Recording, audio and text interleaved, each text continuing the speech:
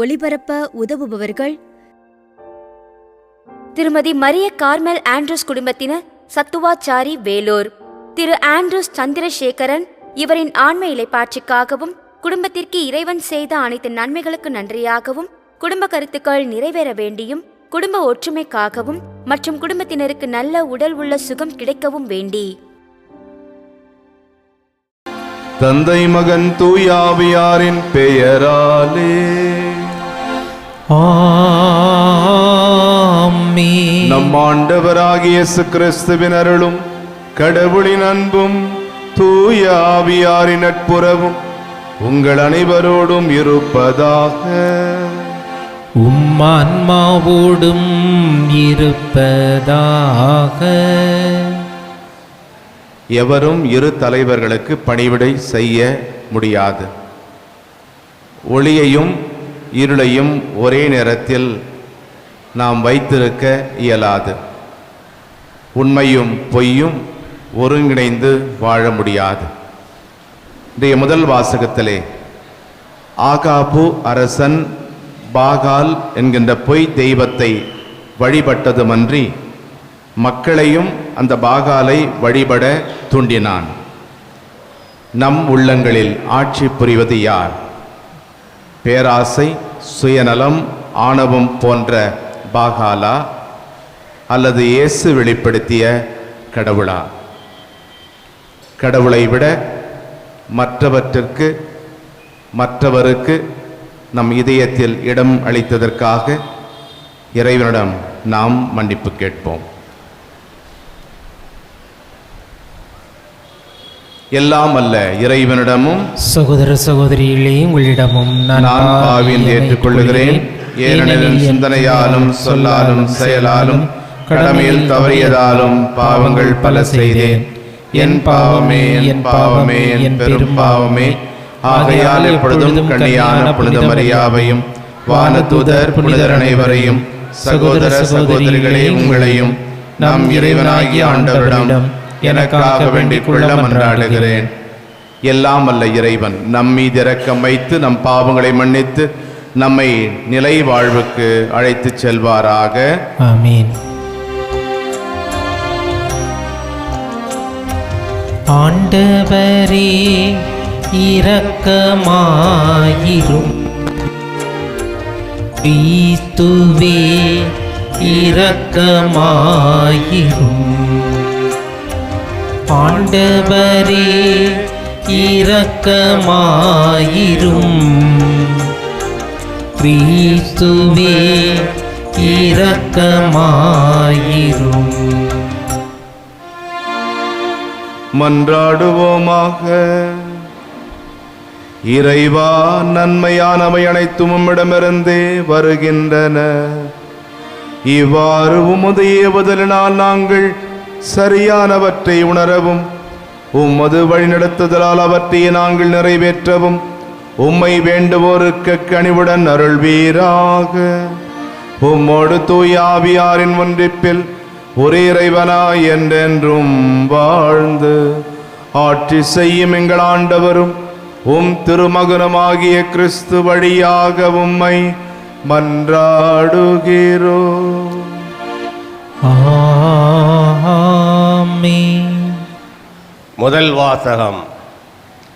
அரசர்கள் முதல் நூலிலிருந்து வாசகம். பிரிவு 18, இறை வார்த்தைகள் 20 முதல் 39 முடிய. அந்நாள்களில் ஆகாபு இஸ்ரேல் மக்கள் அனைவரையும் அழைத்தான். பொய் வாக்கினரையும் கர்மேல் மலையில் ஒன்று திரட்டினான்.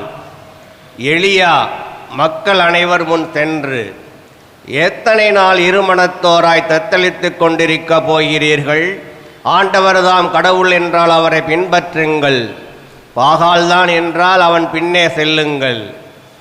அப்பொழுது எலியா மக்களிடம், ஆண்டவரின் திருவாக்கினருள் நான் ஒருவன்தான் எஞ்சியிருக்கின்றேன். பாகாலின் பொய்வாக்கினரோ 450 பேர் இருக்கின்றனர். 2 காளைகளை எங்களிடம் கொண்டு வாருங்கள். அவர்கள் ஒரு காளையை தேர்ந்தெடுத்து அதை துண்டு துண்டாக வெட்டி விறகின் மேல் வைக்கட்டும். ஆனால் நெருப்பு வைக்கலாகாது. மற்ற காளையை நான் தயார் செய்து விறகின் மேல் வைப்பேன். நானும் நெருப்பு வைக்க மாட்டேன். நீங்கள் உங்கள் தெய்வத்தின் பெயரைச் சொல்லி அழையுங்கள், நானோ ஆண்டவரின் பெயரைச் சொல்லி அழைப்பேன். அதற்கு நெருப்பு மூலம் பதிலளிக்கும் கடவுளே உண்மையான கடவுள் என்றார். மக்கள் அனைவரும் பதில் மொழியாக, நீர் சொல்வது சரியே என்றனர். பிறகு எலியா பாகாலின் பொய் வாக்கினரிடம், நீங்கள் அதிகம் பேராய் இருப்பதால் முதலில் நீங்கள் ஒரு காளையை தேர்ந்தெடுத்து தயார் செய்யுங்கள், ஆனால் நெருப்பு மூட்டாதீர்கள் என்றார். அவ்வாறே அவர்கள் தங்களுக்கு கொடுக்கப்பட்ட காளையை கொண்டு வந்து தயார் செய்தபின் காலை முதல் நண்பகல் வரை பாகாலின் பெயரை கூப்பிட்டு, பாகாலே பதில் தாரும் என்று கத்தினர். ஆனால் எக்குரலும் கேட்கவில்லை, எப்பதிலும் வரவில்லை. எனவே அவர்கள் தங்கள் கட்டிய பலிபீடத்தை சுற்றி ஆடலாயினர். நண்பகலாயிற்று. எலியா அவர்களை கேலி செய்து, இன்னும் உரத்த குரலில் கத்துங்கள், அவன் ஒரு தெய்வம். ஒருவேளை அவன் ஆழ்ந்த சிந்தனையில் இருக்கலாம், அல்லது ஒதுக்குப்புறம் போயிருக்கலாம், அல்லது பயணம் செய்து கொண்டிருக்கலாம், அல்லது தூங்கிக் கொண்டிருக்கலாம். அவன் விழித்தெழ வேண்டியிருக்கும் என்றார். எனவே அவர்கள் இன்னும் உரத்த குரலில் கத்தினர். தங்கள் வழக்கப்படி வாளினாலும் வேலினாலும் இரத்தம் கொட்டும் வரை தங்களையே கீறி கிழித்து கொண்டார்கள். பிற்பகலாயிற்று. அவர்கள் மாலை பலி செலுத்தும் நேரம் வரை தொடர்ந்து உளறிக் கொண்டிருந்தார்கள். ஆயினும் எக்குரலும் கேட்கவில்லை, எப்பதிலும் வரவில்லை. கவனிப்பார் யாருமில்லை. அப்போது எலியா மக்கள் அனைவரையும் நோக்கி, என் அருகில் வாருங்கள் என்றார். மக்கள் அனைவரும் அவர் அருகில் வந்தனர். உடனே எலியா அங்கே இடிந்து கிடந்த ஆண்டவரது பலிபீடத்தை செப்பனிட்டார். உன் பெயர் இஸ்ரவேல் என்று ஆண்டவர் யாக்கோப்புக்கு உரைத்திருந்ததின் பொருட்டு அவர் வழிவந்த குலங்களின் எண்ணிக்கையின்படி எலியா 12 கற்களை எடுத்தார். அக்கற்களை கொண்டு ஆண்டவர் பெயரில் ஒரு பலிபீடத்தை கட்டி அப்பலிபீடத்தை சுற்றிலும் 2 உழவுக்கால் அகலம் உள்ள வாய்க்காலை வெட்டினார். அதன் பின் விறகு கட்டைகளை அடுக்கி காளையை துண்டு துண்டாக வெட்டி அவற்றின் மேல் வைத்தார். 4 குடங்கள் நிறைய தண்ணீர் கொண்டு வந்து எரிபலியின் மேலும் விறகு கட்டைகளின் மேலும் ஊற்றுங்கள் என்றார். அவர் 2ஆம் முறையும் செய்யுங்கள் என்றார். அவர்கள் 2ஆம் முறையும் அவ்வாறே செய்தனர். அவர் 3ஆம் முறையும் செய்யுங்கள் என்றார். அவர்கள் 3ஆம் முறையும் அப்படியே செய்தனர். எனவே தண்ணீர் பலிபீடத்தை சுற்றிலும் ஓடியது. மேலும் வாய்க்காலை அவர் தண்ணீரால் நிரப்பினார். மாலை பலி செலுத்தும் நேரமாயிற்று. இறைவாக்கினர் எலியா பலிபீடத்தின் அருகில் வந்து, ஆபிரகாம், ஈசாக்கு, இஸ்ரேல் என்பவர்களின் கடவுளாகிய ஆண்டவரே, இஸ்ரேலின் கடவுள் நீரே என்றும் இவற்றையெல்லாம் நாம் உன் வாக்கின்படியே செய்தேன் என்றும் இன்று விளங்கச் செய்தருளும். நீரே கடவுளாகிய ஆண்டவர் என்றும் நீரே இம்மக்களின் மனத்தை மீண்டும் மாற்றுவீர் என்றும் இம்மக்கள் அறியும்படி எனக்கு பதில் தாரும். ஆண்டவரே, எனக்கு பதில் தாரும் என்றார். உடனே ஆண்டவரின் நெருப்பு கீழே இறங்கி அந்த எரிபலியையும் விறகு கட்டைகளையும் கற்களையும் மணலையும் சுட்டரித்து வாய்க்கால் நீரையும் வற்றச் செய்தது. இதை கண்டவுடன் மக்கள் அனைவரும் முகங்குப்புற விழுந்து, ஆண்டவரே கடவுள், ஆண்டவரே கடவுள் என்றனர். ஆண்டவரின் அருள்வாக்கு. இறைவனுக்கு நன்றி.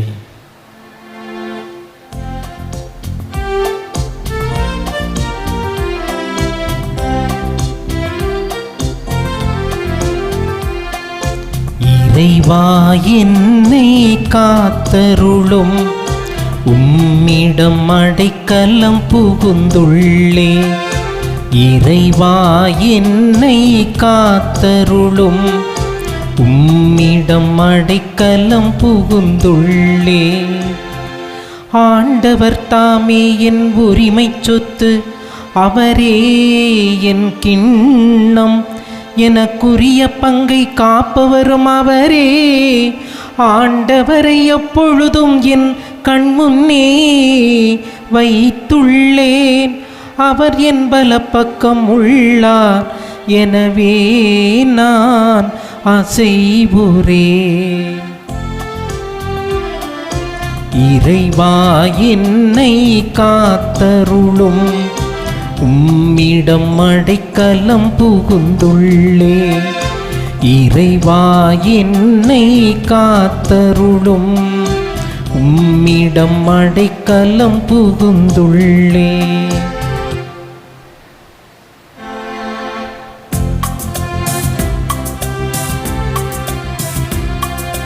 அல்லேலூயா அல்லேலூயா அல்லேலூயா அல்லேலூயா அல்லேலூயா அல்லேலூயா அல்லேலூயா அல்லேலூயா. ஆண்டவரே, உம் வழிகளை எனக்கு கற்பித்தருளும். உமது உண்மை நெறியில் என்னை நடத்தி எனக்கு கற்பித்தருளும். அல்லேலூயா அல்லேலூயா அல்லேலூயா அல்லேலூயா.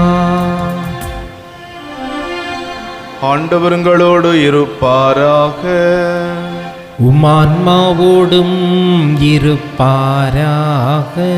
மத்தேயு எழுதிய நற்செய்தியிலிருந்து வாசகம். ஆண்டவரே, மாட்சி உமக்கே. இயல் 5 வசனங்கள் 17 முதல் 19 வரை.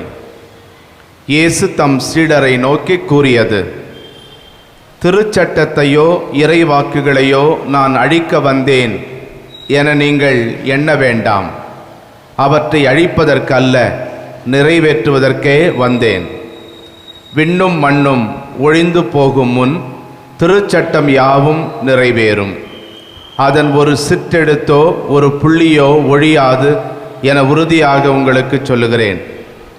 எனவே இக்கட்டளைகளில் மிகச் சிறியது ஒன்றையேனும் மீறி அவ்வாறே மக்களுக்கும் கற்பிக்கிறவர் விண்ணரசில் மிகச் சிறியவர் என கருதப்படுவார். இவை அனைத்தையும் கடைபிடித்து கற்பிக்கிறவரோ விண்ணரசில் பெரியவர் என கருதப்படுவார். ஆண்டவரின் அருள்வாக்கு. கிறிஸ்துவே, உமக்கு புகழ். ஒரு முதியவர் தனது பேரனுக்கு வாழ்க்கை பாடத்தை கற்றுக் கொடுத்து கொண்டிருந்தார். அவர் சொன்னார், ஒவ்வொரு மனிதரிலும் 2 ஓநாய்கள் உண்டு. ஒன்று நல்ல ஓநாய், சாந்தம், பொறுமை, கருணை ஆகிய நற்பண்புகளை கொண்டது. மற்றொன்று பொல்லாத ஓநாய், கோபம், ஆணவம், பொய் போன்ற எதிர்மறை குணங்களை கொண்டது.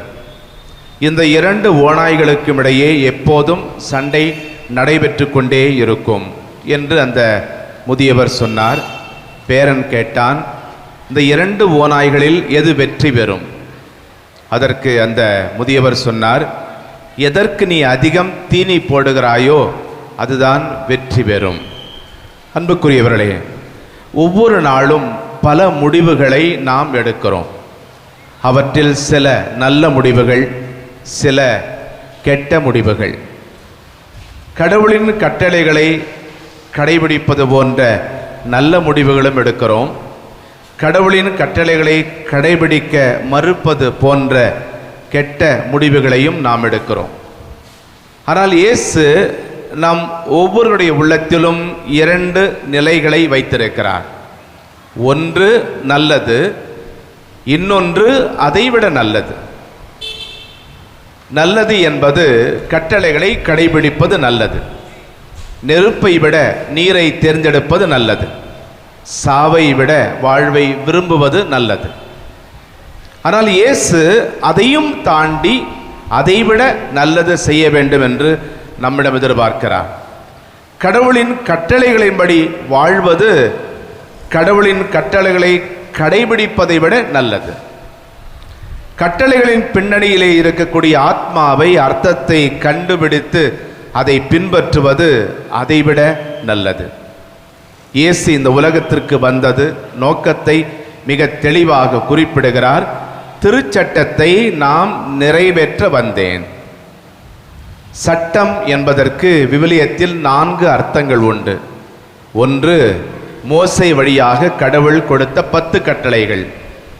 2, நம்முடைய விவிலியத்தின் முதல் 5 நூல்கள் தோரா என்று அழைக்கப்படுகின்றன, அந்த 5 நூல்கள். 3வது, சட்டமும் இறைவாக்கும் என்று அழைக்கப்படுகிற பழைய ஏற்பாடு அந்த சட்டம் என்பதற்கான மூன்றாவது அர்த்தம். இறுதியாக சதுசேயர் சட்டம் என்று உண்டு, வாய் வழி சட்டம். மோசே வழியாக இறைவன் கொடுத்த 10 கட்டளைகளை ஏறக்குறைய 613 கட்டளைகளாக இந்த சதுசேயர் பெருக்கி வைத்திருந்தார்கள். எனவே இயேசு இவற்றை நிறைவேற்ற வேண்டும் என்றுதான் நம்மிடம் எதிர்பார்க்கிறார்.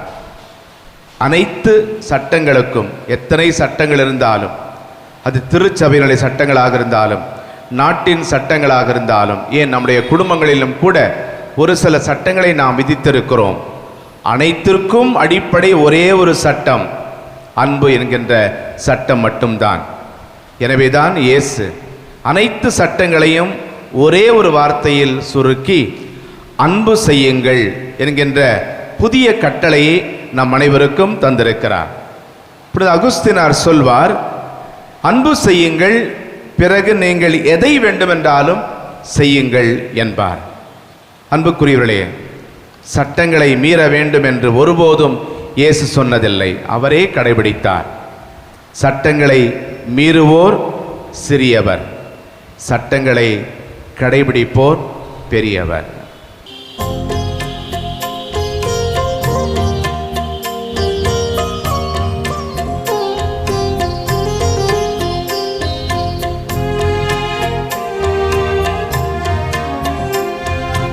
இதோ உமது அடிமை, இறைவாயேற்பார் இம்மை. இதோ உமது அடிமை.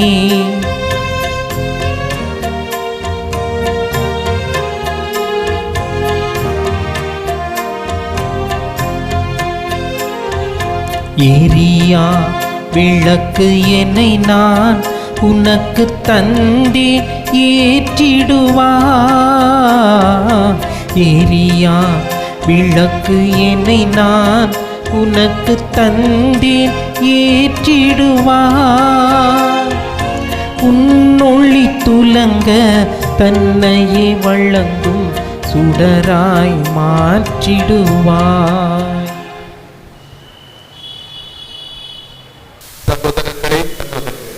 என்னுடைய உங்களதுமானந்த இப்பலி எல்லாமல்ல தந்தையாகிற இவனுக்கு ஏற்றதாகும்படி மன்றாடுங்கள்.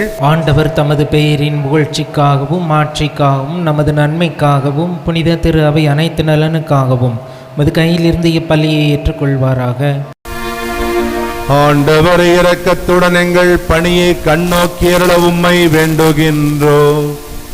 அதனால் நாங்கள் உமக்கு ஒப்புக் கொடுக்கும் இக்காணிக்கை உமக்கு ஏற்றதாகி எங்கள் அன்பை வளர்ப்பதாக. எங்கள் ஆண்டவராகிய கிறிஸ்து வழியாக உம்மை மன்றாடுகிறோம். ஆமென். ஆண்டவர் உங்களோடு இருப்பாராக.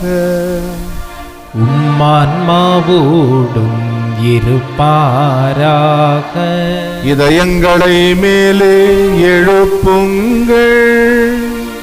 ஆண்டவரிடம் எழுப்பியுள்ளோம். நம் இறைவனாகிய ஆண்டவருக்கு நன்றி கூறுவோம். அது தகுதியும் நீதியும் ஆனதே. அவரே தூயவரான தந்தையை ஒப்புக்கொள்ள எல்லாம் இறைவா என்னாலும் உம்மிடத்தில் நாங்கள் நன்றி செலுத்துவது நீயாகவே தகுதியும் நீதியுமாகும், எங்கள் கடமையும் மீட்புக்குரிய செயலுமாகும். உமது நன்மை மிகுதியால் எங்கள் ஆண்டவராகிய கிறிஸ்து வழியாக நீர் மனிதராகி எங்களை படைத்தீர். நாங்கள் நீதியின்படி தண்டனைக்கு உரியவராயினும் உமது இரக்க மிகுதியினால் எங்களை மீட்டருளினீர். அவர் வழியாகவே உமது மாண்பை வான தூதர் புகழ்கின்றனர். தலைமை தாங்குவோருமை வழிபடுகின்றனர். அதிகாரம் செலுத்துவோரும் திருமுன் நடுங்குகின்றனர். வானங்களும் அவற்றிலுள்ள ஆற்றல்களும் சேராபின்களும் ஒன்று கூடி அக்களித்து கொண்டாடுகின்றனர். அவர்களோடு எங்கள் குரலையும் சேர்த்துக் கொள்ளுமாறு நாங்கள் உம்மை தாழ்மையோடு இறைஞ்சி புகழ்ந்து போற்றுவதாவது. தூயவர் தூயவர் தூயவர் வான்படைகளின் கடவுளாம் ஆண்டவர். விண்ணகமும் மண்ணகமும் மது மாட்சியால் நிறைந்துள்ளன. உன்னதங்களிலே ஓசன்னா. ஆண்டவர் பெயரால் வருகிறவர் ஆசி பெற்றவர். உன்னதங்களிலே ஓசன்னா.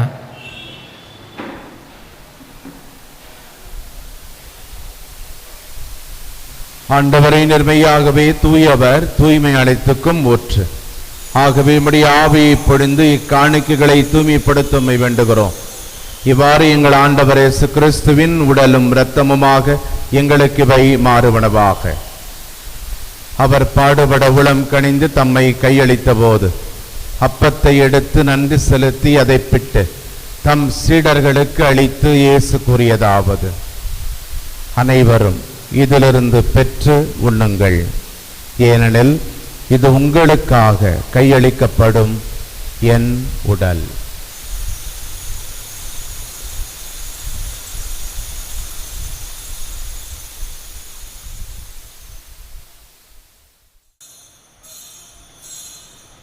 அவ்வண்ணமே இரவு விருந்தை அருந்திய பின் கிண்ணத்தையும் எடுத்து மீண்டும் உமக்கு நன்றி கூறி தம் சீடர்களுக்கு அளித்து இயேசு கூறியதாவது: அனைவரும் இதிலிருந்து பெற்று பருகுங்கள், ஏனெனில் இது புதிய நிலையான உடன்படிக்கைக்கு உரிய என் இரத்தத்தின் கிண்ணம். இது பாவ மன்னிப்புக்கென்று உங்களுக்காகவும் பலருக்காகவும் சிந்தப்படும். இதை என் நினைவாகச் செய்யுங்கள்.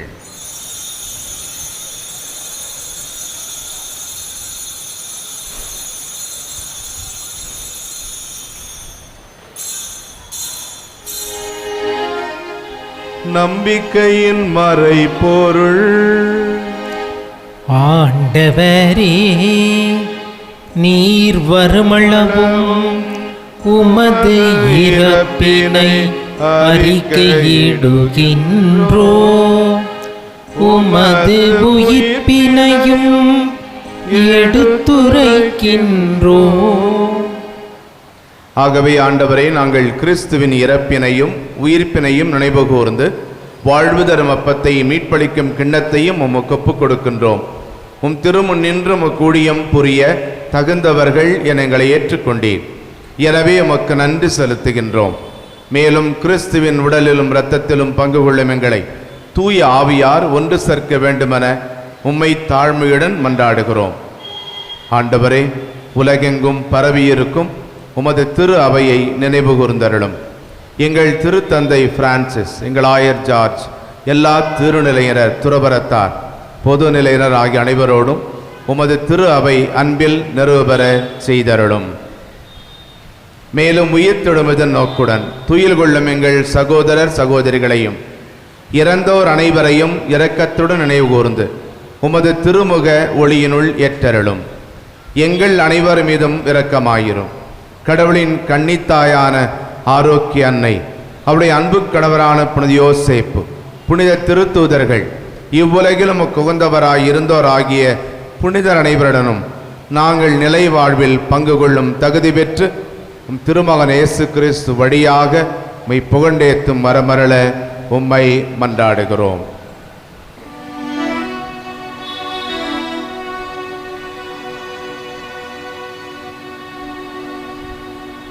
இவர் வழியாக இவரோடு இவரில் எல்லாம் வல்ல இறைவனாகிய தந்தையே, தூயாவியாரின் ஒன்றிப்பில் எல்லா புகழும் ஆட்சியும் என்றென்றும் உமக்கு உரியதே. ஆமென், ஆமென், ஆமென்.